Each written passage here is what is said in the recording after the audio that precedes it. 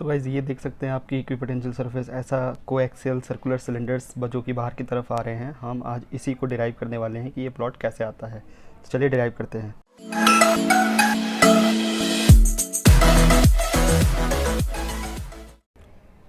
Hi guys, कैसे हैं आप लोग? आई होप कि आप सभी लोग ठीक होंगे। गाइज़ आज के वीडियो में हम एक छोटी सी डेरिवेशन करेंगे जो कि मैंने जिफ शेयर किया था अपने पोस्ट में।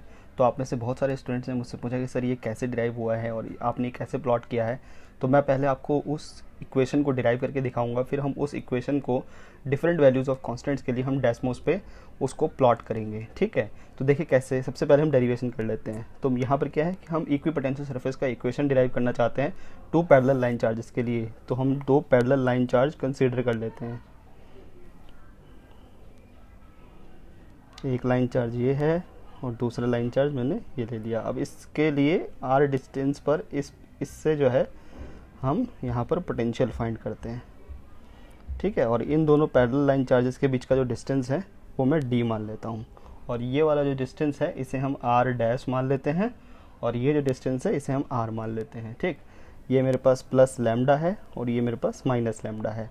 तो सबसे पहले यहाँ पर इस ट्राइंगल में अगर आप देखें, इस एंगल को अगर मैं थीटा मान लूँ तो ए बी और ओ मान लेते हैं इसको। ठीक है, सो in triangle A B O, यहाँ पर ये जो आर डैश स्क्वायर है ये हो जाएगा R square plus D square minus 2rd cosine of theta. ये तो ट्राइंगल लॉ है, सभी को पता है, ये बेसिक चीज़ है। ठीक है, तो इसकी ज़रूरत पड़ने वाली होगी कि जो आर डैश स्क्वायर होगा वो R square plus D square minus 2rd cosine of theta होगा। तो सबसे पहले हम पोटेंशियल निकालते हैं। Potential due to plus lambda line charge. Plus lambda line charge के लिए क्योंकि हमें फॉर्मूला पता है, जो पोटेंशियल होता है, जैसे मान लीजिए कोई चार्ज है, यूनिट चार्ज है, जो इस ओ पॉइंट से लेकर इस पी पॉइंट तक मैं ला रहा हूँ, तो इस पी पॉइंट का प्लस लैम्डा वाले लाइन चार्ज के लिए डिस्टेंस आर पी मान लेते हैं। तो ये माइनस कहाँ से, आर डैश से लेकर आर पी तक इंटीग्रेट करना होगा, और ई डॉट डी आर। अब यहाँ पर क्या है, ई डॉट डी आर है, पॉजिटिव लाइन चार्ज के लिए जो इलेक्ट्रिक फील्ड होगी वो इसी तरफ होगी, और जो हमारा डिस्प्लेसमेंट होगा इस पॉइंट से इस पॉइंट की तरफ वो भी उसी तरफ होगा, दोनों पैरेलल होंगे। तो उसके बीच में एंगल जो होगा 0 डिग्री का होगा, और यहाँ ई डॉट डी आर यानी ई डी आर कॉस 0 1 हो जाएगा। सो बेसिकली ये फाइनल इंटीग्रल आने वाला है R dash to R P E D R. ठीक है, अब जो इलेक्ट्रिक फील्ड होती है, electric field due to a line charge होता है, वो होता है क्या, lambda over 2 pi epsilon naught R होता है। तो इसको हम इस इंटीग्रल में पुट कर देंगे, तो V1 जो आएगा हमारे पास minus lambda over 2 pi epsilon not integral R dash to R P D R over R. तो ये तो सिंपल हो गया। अब minus 2 pi epsilon not L N, एक बार हम upper integral upper limit put करेंगे और एक बार लोअर लिमिट। तो ये हमारी फर्स्ट इक्वेशन आ गई, यानी कि potential due to positive line charge हमने निकाल लिया। अब नेगेटिव लाइन चार्ज के लिए थोड़ा सा मैं आपको समझा दूँ। यहाँ पर देखिए, नेगेटिव लाइन चार्ज के लिए इलेक्ट्रिक फील्ड अब इधर की तरफ होगी, E2 जो होगा, और हमारा जो DR है वो अभी इसी की तरफ है, हम पार्टिकल को उसी तरफ ले जा रहे हैं, O point two P point. तो जो इसमें एंगल है वो 180 का एंगल है। तो यहाँ जो ये E डॉट डी आर होगा, अब यहाँ ये E डी आर कॉस 180 होगा, और कॉस 180 जो होता है, कॉस 180 कितना होता है, -1 होता है। तो ये माइनस और ये माइनस मिलकर प्लस हो जाएंगे। तो जो माइनस लैम्डा के लिए जो हम पोटेंशियल निकालेंगे V2 वो होगा प्लस हो जाएगा वो। तो इंटीग्रल कहाँ से, R to R P E D R है ना। तो ये R to R P E तो सेम ही रहेगा, lambda over 2 pi epsilon naught R D R. तो ये lambda over 2 pi epsilon not integral D R to R to R P. तो ये V2 is equal to simply lambda over 2 pi epsilon not L N, एक बार upper limit over lower limit. तो ये equation 2। अब net potential निकालना है। तो potential is a scalar quantity, so net potential V net is equal to V1 plus V2। तो इसको और इसको ऐड करना है। तो ये क्या हो जाएगा, लैम्डा, तो lambda over 2 pi epsilon not common आ जाएगा, और ये ln R P over R, और ये minus ln R P over R dash. ठीक है, इन दोनों इक्वेशन को सिंपली ऐड किया, इक्वेशन 1 एंड इक्वेशन 2 देखिए। ठीक है, तो अब यहाँ पर एक फॉर्मूला लगेगा ln A minus ln B। तो ये फाइनल यहाँ पर देखिए, यहाँ पर जब आप डिवाइड करेंगे तो ये हो जाएगा R P over R multiply में R dash over R P, ये कैंसिल हो जाएगा। तो जो फाइनल एक्सप्रेशन आने वाला है V is equal to lambda over 2 pi epsilon naught ln R dash over R, R dash over R. ये हमारा फाइनल पोटेंशियल आ गया उन दोनों ही लाइन चार्ज की वजह से एट सम पॉइंट ओ, ये जो हमने ओ पॉइंट कंसिडर किया था। अब इक्वी पोटेंशियल सरफेस का जो डेफिनेशन होता है, क्या डेफिनेशन होता है कि locus of all points having constant potential, having constant potential, ऐसे सारे पॉइंट्स का जो हमारे पास सरफेस बनेगा, जो कर्व बनेगा, उसी को हम क्या बोलते हैं, इक्वी पोटेंशियल सरफेस बोलते हैं। तो यहाँ पर बेसिकली जो पोटेंशियल हमारे पास आया नेट, वो कांस्टेंट होना चाहिए। तो ये चीज़ें तो कांस्टेंट है पूरी की पूरी, यानी कि इस एल वाले टर्म्स को कांस्टेंट होना पड़ेगा। तो for equipotential L N R dash over R must be a constant, ठीक है। और इसको अगर मैं लिखता हूँ तो R dash over R is equal to E की पावर एक्सपोनेंशियल ऑफ सी हो जाएगा, जो कि एक अनदर कांस्टेंट होगा क्योंकि ई की वैल्यू फिक्स होती है और सी एक कांस्टेंट है। तो आर डैश ओवर आर जो आएगा एक अनदर कांस्टेंट के मान लिया, तो यानी कि R dash is equal to R के स्क्वायरिंग कर दिया हमने। क्योंकि स्क्वायरिंग क्यों कर रहे हैं इस इक्वेशन में, क्योंकि हमने एक एक्सप्रेशन निकाला है, देखिए आर डैश स्क्वायर का। तो squaring both side, squaring both sides, तो R dash square is equal to R square K square. अब देखिए लेफ्ट हैंड साइड में मैं आर डैश स्क्वायर का एक्सप्रेशन जो है, ये जो मैंने यहाँ लिखा हुआ है ट्राइंगल लॉ से, उससे मैं पुट कर देता हूँ। तो ये हो जाएगा क्या, R square plus D square minus 2rd cosine theta R square K square. तो जो हमारे पास फाइनल इक्वेशन निकल के आएगी जो पोलर कोऑर्डिनेट में, K square 2rd cosine theta plus D square is equal to 0। अब इस पोलर इक्वेशन को मैं कार्टेशियन में कन्वर्ट करता हूँ बाय डूइंग सम कंपैरिजन। तो जो नेट इक्वेशन आएगी मेरे पास फाइनली, तो फाइनल नेट इक्वेशन आएगी in Cartesian coordinate system, in Cartesian coordinate. तो जो नेट इक्वेशन आएगी वो होगी क्या, x plus D over K square minus 1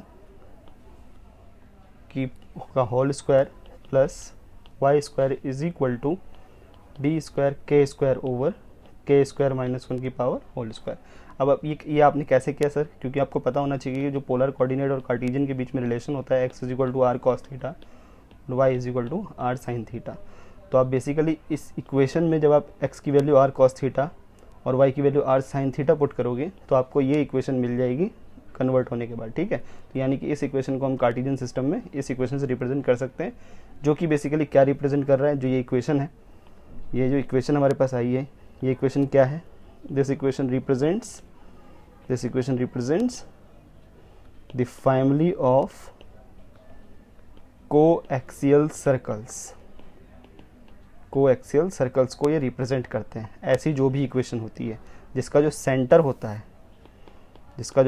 होता है वो क्या होगा, minus D over K square minus 1,0 and जिसका जो रेडियस होगा वो होगा आपके पास के D over K square minus 1, के D over K square minus 1। तो ये रेडियस होगा और ये सेंटर होगा, क्योंकि सेंटर जो है वो के की वैल्यू और डी की वैल्यू पर डिपेंड करे। डी की वैल्यू कभी नेगेटिव नहीं हो सकती, लेकिन के की वैल्यू पॉजिटिव भी हो सकती है और नेगेटिव भी हो सकती है। सो बेसिकली सेंटर जो होंगे वो दोनों ही पॉसिबल होंगे, प्लस माइनस दोनों ही पॉसिबल होंगे, ठीक है। तो ये सेंटर हो गया और ये रेडियस हो गया, और ये हमारी इक्वेशन है उस इक्विपोटेंशियल सरफेस की। यही है क्या, equation of equipotential surface for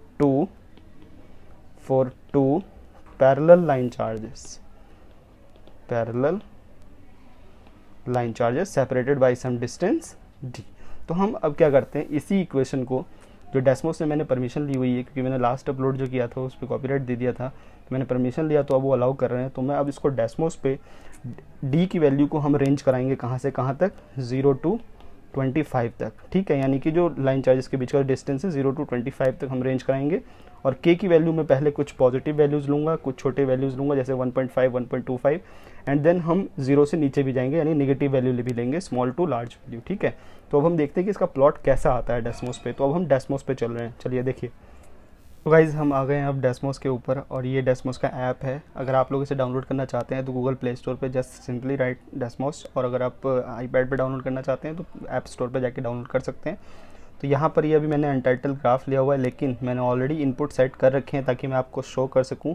तो ये देखिए, ये अब आपके सामने ग्राफ ओपन हो गया है और इसमें आप देख सकते हैं कि मैंने different values of K and D के लिए, देखिए इक्वेशन मेरी वही है, X plus D over K square minus 1 का whole square plus Y square, यहाँ पर देखिए plus Y square and then K square D square and then over K square minus 1 की पावर होल स्क्वायर। यहाँ पर डिफरेंट वैल्यूज़ ऑफ के लिए, चाहे वो देखिए यहाँ से मैंने स्टार्ट किया है 1.55, 1.45, 1.75, 2.5, यहाँ पर ये सारी वैल्यूज़ के लिए मैंने की है यहाँ पर के की। फिर मैंने नेगेटिव वैल्यूज़ में भी गया हूँ, यहाँ आप देख सकते हैं -0.7, -0.3, -0.2। आप सेम वैल्यूज़ नहीं ले सकते के की सर आपने जो पॉजिटिव में के लिया है वो नेगेटिव, क्योंकि स्क्वायर उसका पॉजिटिव है, सेम वही कर्व दोबारा रिपीट हो जाएगा। तो हमें क्या करना है, उससे अलग वैल्यू लेनी है, लेकिन नेगेटिव वैल्यू लेनी है, ठीक है, पॉजिटिव नहीं लेना। और डी की वैल्यू मैं यहाँ रेंज करा रहा हूँ, आप देख सकते हैं 0 to 25। तो कुछ इस तरह का मेरे पास एक कर्व निकल के आया, जो बेसिकली आपको ये 2D में तो एक कोएक्सियल सर्कल जिसका एक्सिस सेम है, आप दोनों ही सर्कल का एक्सिस जो है यहाँ पर सर्कल्स आपको मिल रहे हैं, चाहे एक लाइन चार्ज की वजह से उनका एक्सिस जो है वो सेम है, इसलिए इसका नाम कोएक्सियल सर्कल है।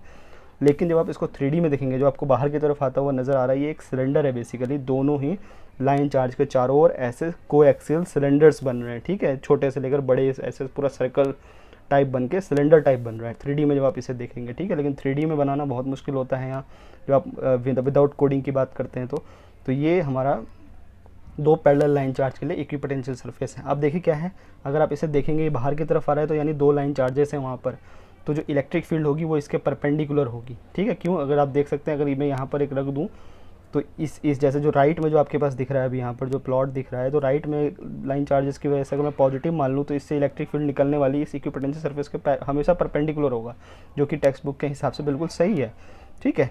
तो ये मेरे पास जो है लाइन चार्ज के लिए इक्विपोटेंशियल सरफेस का इक्वेशन प्लस उसका प्लॉट, उसको समझाना कि हाँ ये ऐसा ही बनता है, सिमुलेट भी मैंने आपको करके दिखा दिया। तो इस छोटे से वीडियो मुझे इतना ही बताना था, और ऐसे ही मैं प्रॉब्लम्स और भी मैंने quantum mechanics, harmonic oscillators, Schrodinger equation के सॉल्यूशंस मैंने बहुत सारे बनाए हुए हैं, आपको बताऊंगा मैं हर चीज़ के बारे में। तो इस वीडियो को लाइक करिए, अपने ज़्यादा से ज़्यादा दोस्तों के साथ शेयर करिए। नेक्स्ट वीडियो जो होगा वो IIT JAM 2021 के स्टूडेंट्स के लिए होगा, जिसमें मैकेनिक्स का पूरा deep analysis plus important topics plus important books, सारी चीज़ें मैं आपको कवर करा दूंगा, ठीक है। तो मिलते हैं अपने नेक्स्ट वीडियो में, ख्याल रखिए अपना, और ऐसे ही इंटरेस्टिंग वीडियो के लिए ज़रूर कमेंट, अपना फीडबैक ज़रूर लिखिए और अपने दोस्तों के साथ शेयर करिए, ठीक है। तो good bye students, take care.